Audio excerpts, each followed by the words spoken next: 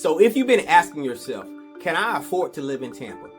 Let's get into it. Housing, insurance, utilities, CDDs, entertainment, no state income tax, and how Tampa stacks up against other cities. Let's start with the big one. I always get this question, and you see it on the news everywhere. Insurance. Can you get insurance here in Tampa? Of course you can. For a house, insurance can range around $1,500 and up per year, depending on the size and location. According to Clover, the average yearly rate is around $2,700 per year. I currently live in a 4-bedroom, 3-bath home around 2,300 square feet, and my insurance has always been around $2,200. Then it went up last year to $4K. You wonder why? Because I needed a new roof. Now it's going back down to $2,500. What affects your insurance is your 4-point and wind mitigation report. The 4-point covers the age of the roof, HVAC, electrical panel, hot water heater, and plumbing. The wind mitigation report covers the trusses in the attic, the straps, how long are the nails, how thick is the wood. As of now, flood insurance is not required, and I currently do not have it. It can range from $500 per year to over $4K per year, based on your flood elevation in the area in which you live. An insider tip is to always get at least 3 to 4 quotes from different brokers. If you're purchasing, make sure you check the electrical panel before making an offer.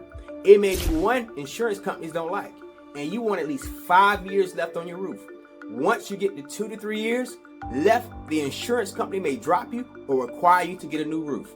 With that being said, new construction typically has the lowest homeowners insurance rates. Next, let's talk about no state income tax. Man, this is huge. We are one of just 9 states in the U.S. that has this.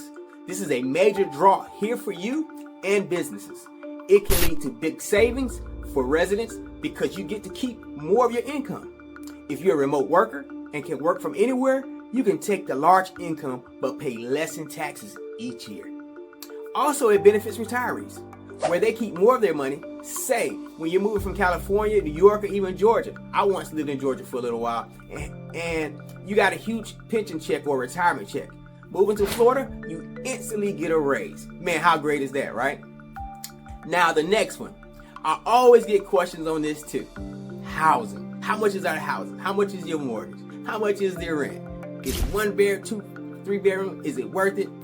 Whether you're renting or buying, per Zillow and apartment.com, as of the middle of this year, 2025, the average rent for a 1-bedroom apartment in Tampa is around $1,700 a month. For 2-bedroom, around $2,000 a month. And a 3-bedroom rental in a decent neighborhood runs about $2,500 to $3,500 a month.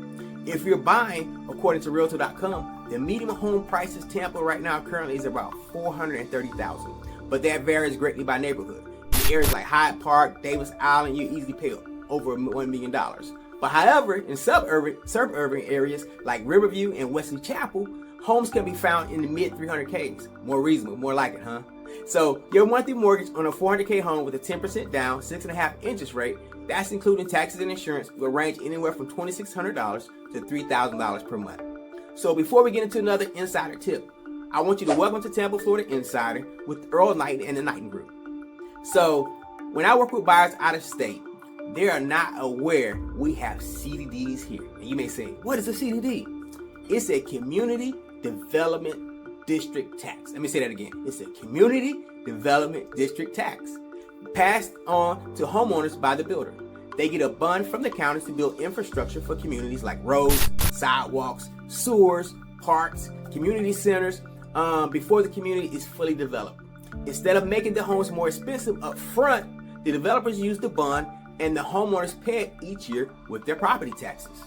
Most of the newer communities, however, whether you're in Tampa or suburbs like Wesley Chapel, Riverview, Lithia, Apollo Beach, or Wild Mama, Loops, and even Land Lakes built within the last 10 years have this tax. Even though in those areas they may not have the tax either, but majority of all new communities have this tax. It ranges from anywhere from $800 to $3,500 per year based on the size of your home, size of your lot, and the neighborhood amenities, and can eventually be paid off in most instances between 20 and 30 years. So just to be clear, this has nothing to do with HOAs, okay? This is CDDs. Next up, let's talk about utilities, right? The Florida heat is what? Man, it's no joke. It's warm during the summer, and we barely get cold in the winter. But however, your AC is working hard during the summer.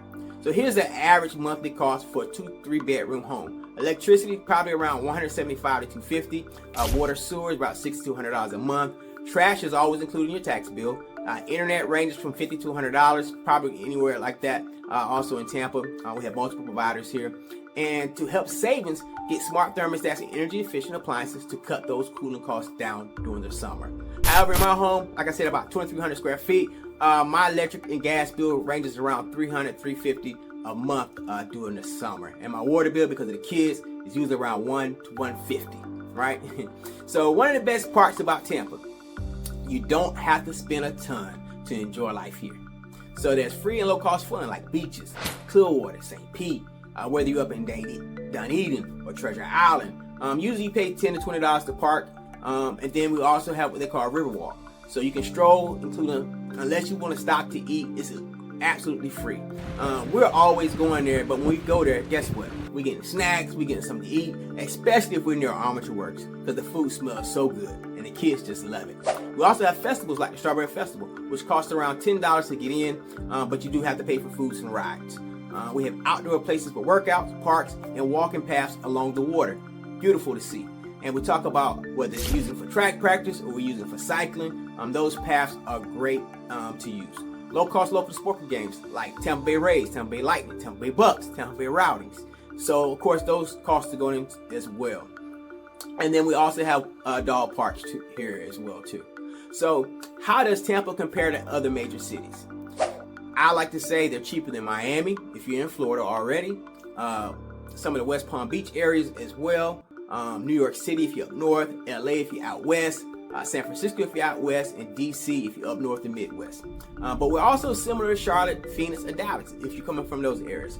But however, we're more expensive than probably Jacksonville. We're about the same as Orlando and some of the other Midwest cities. So Tampa gives you that sweet spot. That's what I love about Tampa. We have warm weather, we have water views. If you like to fish like me, man, I'm there. Good schools in certain areas and no state income tax. I don't want you to forget about that one. So if you're coming from a high cost state, you'll probably save money. If you move from a small town, you might feel a little bump in expenses. So here's the real question. Can you afford to be in Tampa? Well, it depends on your lifestyle, your income, whether you're renting or buying. Tampa is growing, and for good reason. It offers sunshine, lifestyle, and a growing economy. And again, that's why I personally love about Tampa. I love the sun, I don't like cold weather, and I love to fish, so I like being around water. So if you're seriously considering moving to Tampa and want to help in finding the right place, let's talk. I help buyers, sellers, and investors find the best value in this market every single day. So drop your budget or your questions in the chat, or the comments, should I say, and I'll personally respond. Don't forget to like, subscribe, and hit the bell so you can always get and never miss this great information with Tampa Real Estate Insider. Book a call and message me for more information. Again, thank you for tuning in. This is Earl Knighton with the Knighton Group.